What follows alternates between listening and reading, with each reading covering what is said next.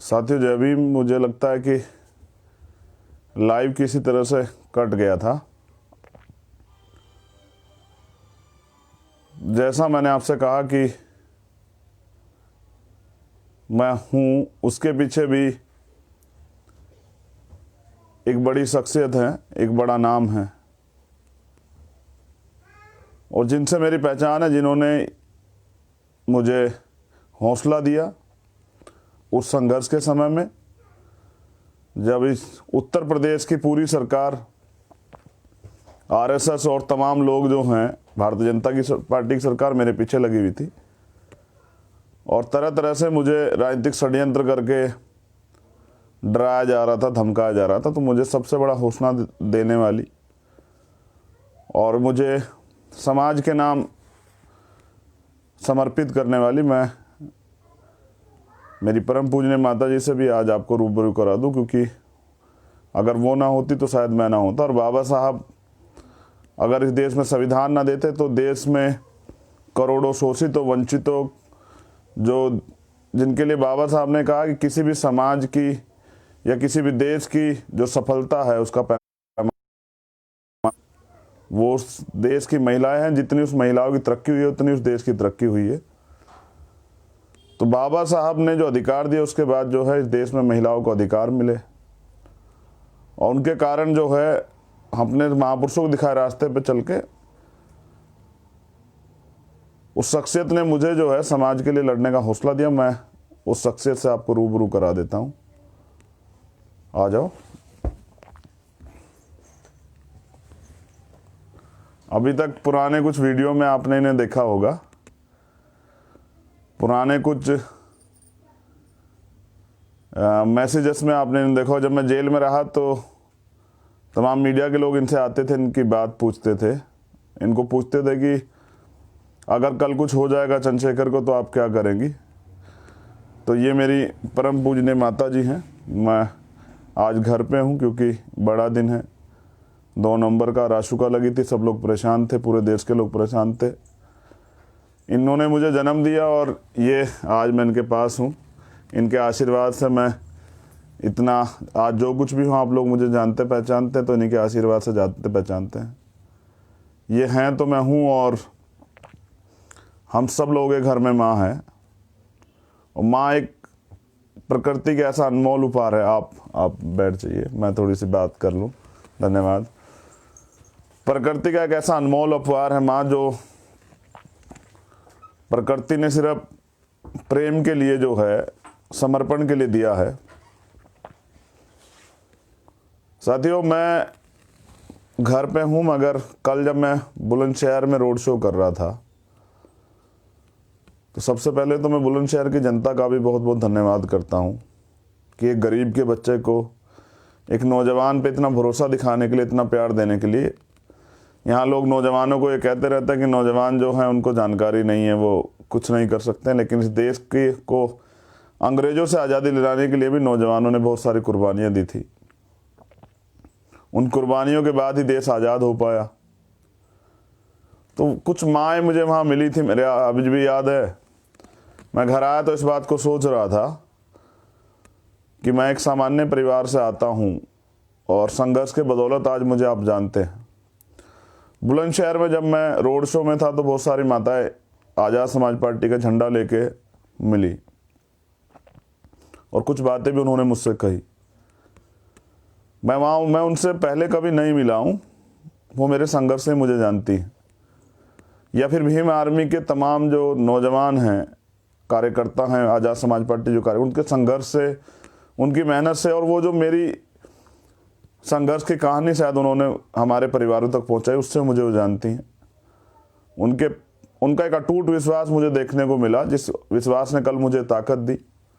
मैं उन माताओं का, उन नौजवानों का, बुलंदशहर के तमाम सब लोगों का धन्यवाद देता हूँ इस प्यार के लिए कि एक गरीब का बच्चा आप वहाँ पहुँचता है और उसको देखने के लिए आप फूल मालाएं लेके स्वागत में खड़े होते हैं। ये ताकत जो है लोकतंत्र ने दी है, ये ताकत संविधान ने दी है। हम दलितों को कौन अधिकार देता था इस देश में, जहाँ खुले आसमान के नीचे चलने की आज़ादी नहीं थी, जहाँ सार्वजनिक रूप से घूमने की आज़ादी नहीं थी, वहाँ बाबा साहब ने अपने जीवन संघर्ष से इतना बड़ा तोहफा हमें दिया। इंसानों के जीवन से उठाकर जानवरों के जीवन से उठाकर इंसान बना दिया। मैं धन्यवाद करता हूँ माँ भीमा बाई को कि उन्होंने हमें ऐसा लाल सौंपा था जिन्होंने हमारे जीवन की गुलामी को झटके से काट दिया। फिर मैं धन्यवाद करता हूँ आज उस माँ को जिन्होंने मान्यवर दीना भाना वाल्मीकि साहब के जैसा सपूत हमें दिया था। मैं धन्यवाद करता हूँ पंजाब की उस धरती को और माँ को जिन्होंने बहुजनों के मसीहा मेरे रहबर मेरे गुरु मान्यवर काशीराम साहब को जन्म दिया और हमें सौंपा। मैं एक विश्वास भी दिलाता हूँ कि बुलंदशहर चुनाव लोगों के लिए चुनाव है और मेरे लिए संघर्ष का एक नया किस्सा है, एक कहानी है, एक इतिहास है जो युगों युगों याद किया जाएगा। राजनीतिक शुरुआत के लिए जिस धरती पर मैं पैदा हुआ उत्तर प्रदेश की, वो शुरुआत की धरती है बुलंदशहर, उसका नाम बुलंद करने के लिए।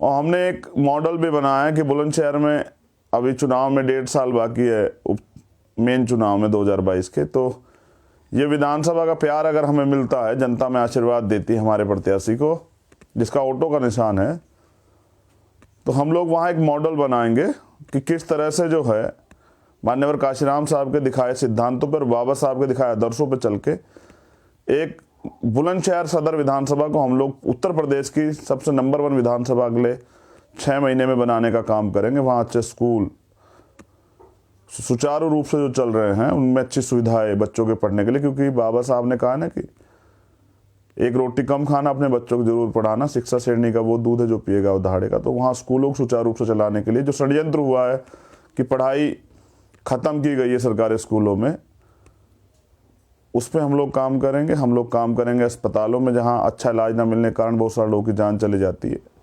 अमीर लोग तो इलाज करा लेते हैं, गरीब लोग कहाँ जाएंगे भाई, तो उस पर हम लोग काम करेंगे। नौजवानों के लिए रोज़गार के लिए हम लोग काम करेंगे, नौजवानों के लिए फ्री कोचिंग सेंटर के लिए हम लोग काम करेंगे। वहाँ जो क्राइम है उस पर हम लोग काम करेंगे, जो घूसखोरी चल रही है पूरे प्रदेश में उस पर हम काम करेंगे। किसानों की जो समस्या है उसको हम विधानसभा स्तर पर जो है बड़े पैमाने पर उठाएंगे। किसान एक फसल तैयार करता है, प्रकृति की मार भी हो जाती है, लेकिन और भी समस्याएं, उसकी दाम भी उसे नहीं मिलता, जिसके लिए उसका पूरा परिवार जो है मेहनत करता है। किसानों के बच्चे ज़्यादा फौज में हैं, वो लोग फौज पे देश की सेवा करता है। किसान देश का अन्नदाता है, देश की रीढ़ है, वो देश के अंदर अन्न पैदा करता है, जिस अन्न से जो है हम लोग, हमारा पोषण होता है सभी लोगों का। तो ये आदर्श जो हैं, इन आदर्शों को और धन बल की राजनीति, छल बल की राजनीति खत्म करके, माफियागिरी, गुंडागर्दी की राजनीति खत्म करके जनता की सुनवाई हो, छोटे छोटे सेंटर खोल के, जिस तरह से षड्यंत्र होके या अत्याचार होते हैं तो जनता को बाहर नहीं जाना पड़ेगा। जनता के लिए वहीं पे जो है हमारे सेंटर रहेंगे, उनकी वहाँ एप्लीकेशनें जो हैं उनकी सुनवाई होगी, उनको जो उच्च अधिकारी है उनको सूचित किया जाएगा, उनको न्याय दिलाया जाएगा। तो जो हम बेहतर करना चाहते हैं, जिसके लिए मौके की हमें तलाश है, वो बुलंदशहर में है। ऐसे हम लोग, तो दोबारा से पहले मैं बुलंदशहर की जनता का धन्यवाद कर दूं और मैं ये भी चाहूँगा कि कल वो अपना आशीर्वाद आज़ाद समाज पार्टी के जो पहले उम्मीदवार हैं उत्तर प्रदेश के अंदर, हाजी आमीन साहब, उनको दें। उनके ऑटो के निशान पर बैलेट का बटन दबा के जो है उनको भारी मतों में जो है वोट दें और फिर हमें काम करने का मौका दें कि जो सपने नौजवानों के हैं, जैसे मैंने कहा कि माँ के भी बहुत सारे सपने थे और हर माँ के सपने रहते हैं। जिस तरह से भारतीय जनता पार्टी की सरकार सारे सपनों को चल रही है, तो उन सपनों पे हम लोग काम करना चाहते हैं। नौजवानों के सपनों पे, उनके भविष्य के सपनों पे, उनको भी रोजगार मिले, उनको भी जो है उनके भी आर्थिक संसाधन खड़े, उनको बिजनेस मिले, जिस पे आर्थिक रूप से जो सशक्त करने का जो हमारा काम है उस पर हम काम करना चाहते हैं। जो और तरह तरह की घटनाएं होती हैं उन पे हम लोग काम करना चाहते हैं। तो बुलंदशहर की जनता से मेरी अपील है कि वो आशीर्वाद जरूर दें। मध्य प्रदेश में भी उपचुनाव है, सुमावली सीट पे हमारी बहन ममता कुशवाहा प्रत्याशी हैं, ट्रैक्टर का निशान है, उनको भी मदद कराएं। इसी तरह से बिहार में भी चुनाव है, बिहार में पीडीए गठबंधन लड़ रहा है, कुछ सीटों पे हमारे प्रत्याशी हैं जो बहुत मेहनती ईमानदार प्रत्याशी, 5 साल जिन्होंने जनता की सेवा की है।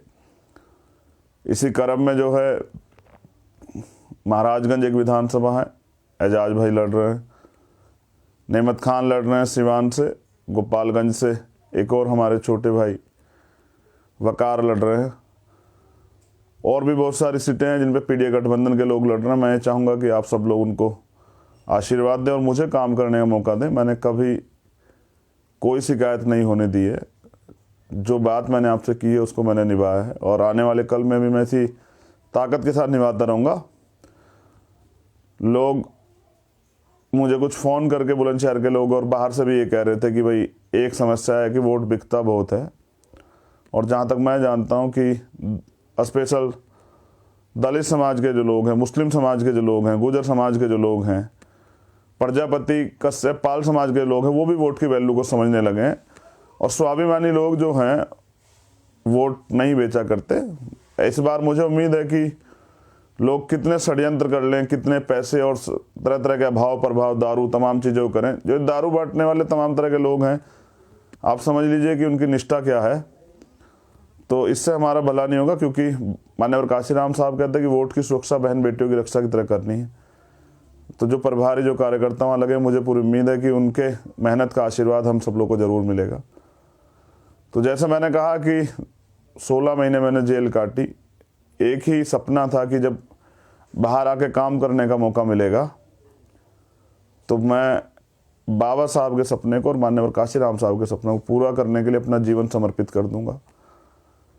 और मैं इस वादे पे आज भी कायम हूँ और कल भी कायम था। जब तक मेरे शरीर में लहू का एक कतरा रहेगा, पूरी ईमानदारी से, सिद्धांतों के साथ, क्योंकि मैं सिद्धांत नहीं छोड़ सकता हूँ, बिकाऊ नहीं हूँ, टिकाऊ हूँ। तो इसलिए जो है काशीराम साहब ने कहा था कि मुर्दा लोग मिशन नहीं चलाते और जिंदा लोग रुकने नहीं देते। जिंदा कौम 5 साल इंतजार नहीं करती है, इसलिए हम लोग इंतजार नहीं करते, इसलिए संघर्ष करते हैं, मुकदमे भी सहते हैं, गोलियां भी खाते हैं 2 अप्रैल पे सड़क पे आके, लाठियां भी खाते हैं। देखिए कुछ लोग तरह तरह की जो हैं परेशानियों में हैं, लेकिन वो ये जान लें कि जब काशीराम साहब ये कहते थे कि जब आप संसद में या किसी भी सदन में बहुमत में ना हो, विधानसभा बहुमत में, तो आप सड़क पे बहुमत में रहना। और ये जो सरकारें हैं, ये सरकारें वही सरकारें हैं जो लोकतंत्र को मानती नहीं। सड़क पे अगर आप अपने हक अधिकार के लिए आते हैं तो ये लाठियां चलाती हैं, ये मुकदमे करते हैं, झूठे गोलियां चलाती हैं। और ऐसा हमने CNPR NRC में भी देखा था, जब उत्तर प्रदेश में मुस्लिम भाई जो हैं आए थे सड़कों पे, तब भी हमने देखा था। जब हमारी बहनें जो है CNPR NRC पे आंदोलन कर रही थी, पूरे उत्तर प्रदेश के अंदर कोई राजनीतिक पार्टी उनके साथ खड़े होने वाली नहीं थी, उन्होंने अपनी लड़ाई स्वयं लड़ी। और उत्तर प्रदेश के मुख्यमंत्री का एक शर्मनाक बयान आया, घर में घुस गए लेकिन अपनी महिलाओं को सड़क पर बिठा दिया है। मैं ये कहना चाहता हूं कि वो मेरी माताएं बहनें तो लोकतंत्र की सुरक्षा के लिए, संविधान की सुरक्षा के लिए सड़क पे आई थी, लेकिन विश्वास कीजिए कि इस गुंडागर्दी का, ये जो गुंडागर्दी उत्तर प्रदेश में चल रही है, जिसमें कोई महिला सुरक्षित नहीं है, कोई किसी समाज की कोई बहन जो है सुरक्षित नहीं है, महिला आधी रात में घूम नहीं सकती हैं, उस गुंडागर्दी का भी अंत होगा। और ये अंत जो है बाबा साहब के बच्चे करेंगे, क्योंकि माननीय काशीराम साहब ने कहा था कि बाबा साहब के बच्चों के बिना इस देश का शासन नहीं चलने दूंगा। मैंने तो शुरुआत की है, और जो नौजवानों में जोश मैंने देखा था पूरे देश में, मैं मध्य प्रदेश जहाँ भी जाता हूँ जो जोश देखता हूँ, मैं उनके जोश और उनके हौसले के बदौलत ये कहना चाहता हूँ, भरोसे पे कहना चाहता हूँ कि आने वाला कल बाबा साहब का होगा। इस देश में शोषित वंचित समाज के लोगों को उनके हक अधिकार मिलेंगे और किसी को भी असुरक्षा की भावना नहीं रहेगी। तो मेरी बहुत बहुत मंगल कामनाएं। ये आशीर्वाद प्यार देने के लिए बहुत बहुत धन्यवाद। अपना प्यार और आशीर्वाद बनाने ऐसे बना के रखिए और मौका दीजिए नौजवानों को, अपने भाई को मौका दीजिए। और फिर आप देखिए कि किस तरह से इस देश में परिवर्तन की लहर चलेगी, एकता का राज चलेगा, सारा बहुजन साथ चलेगा। आज़ाद समाज पार्टी हर कमज़ोर की आवाज़ बनेगी, हर नौजवान की आवाज़ बनेगी, हर माता बहनें की आवाज़ बनेगी, हर बुजुर्ग की आवाज़ बनेगी। जो लोग देख नहीं सकते उनकी लाठी बनेगी, जो चल नहीं सकते उनकी लाठी बनेगी। हर एक शोषित वंचित की आवाज़ बनेगी। इतनी ताकत लोकतंत्र से हम लोग इकट्ठा करेंगे।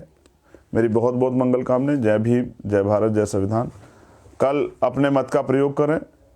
और मैं नौजवानों से, जो वॉलंटियर वहाँ लगे हैं सभी जगह, उनसे कहना चाहता हूँ ईवीएम पे ज़रा ध्यान रखें। वोट की सुरक्षा जो है आपको ज़रूर करनी पड़ेगी। आपने वोट भी तैयार किया और वोट जो है चोरी हो जाए उसका भी ख्याल रखना है। बूथ कैप्चरिंग भी कई जगह होती है। भीम आर्मी के लोग तैयार रहें। प्रशासन को तुरंत सूचना दें। कहीं भी कोई भी हमारी वोटों को छलने का काम अगर करता है तो आप मुझे भी सूचना दें और अपने संघर्ष को आगे बढ़ाएं। जय भीम, जय भारत।